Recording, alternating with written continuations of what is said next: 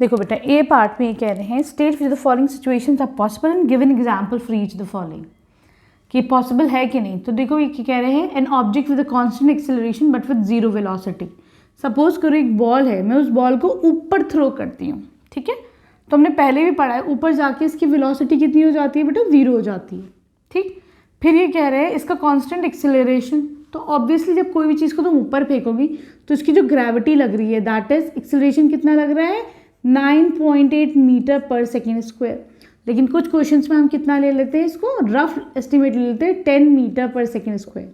तो जब भी कोई चीज़ तुम ऊपर थ्रो करोगे तो ऑब्वियसली वो क्या करेगा, ग्रेविटी के अगेंस्ट एक एक्सेलरेशन लगा देता है, ठीक है, that is acceleration due to gravity.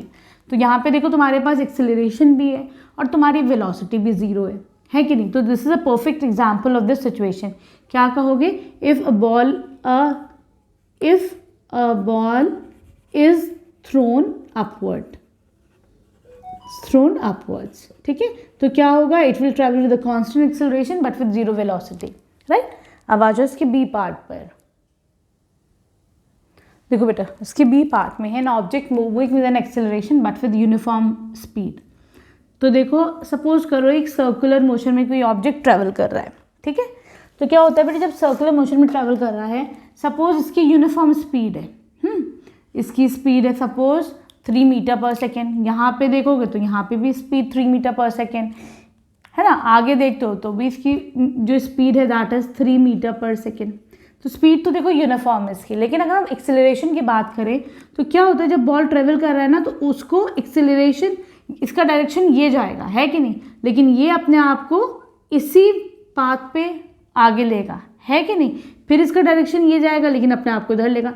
तो यहाँ पे क्या है, एक्सेलरेशन लगता है, ठीक है।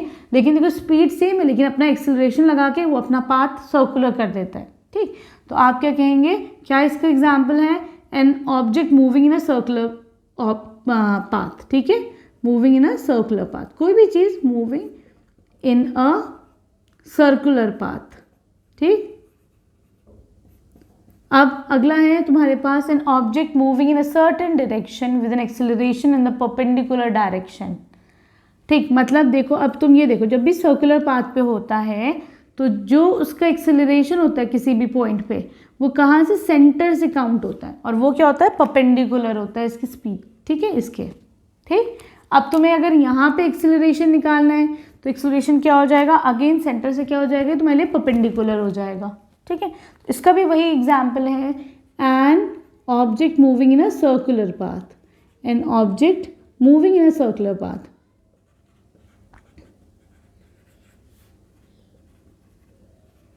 तो क्या होता है, सर्कुलर पाथ में क्या होता है कि उसका जो एक्सेलरेशन होता है that is perpendicular, okay, in a circular path.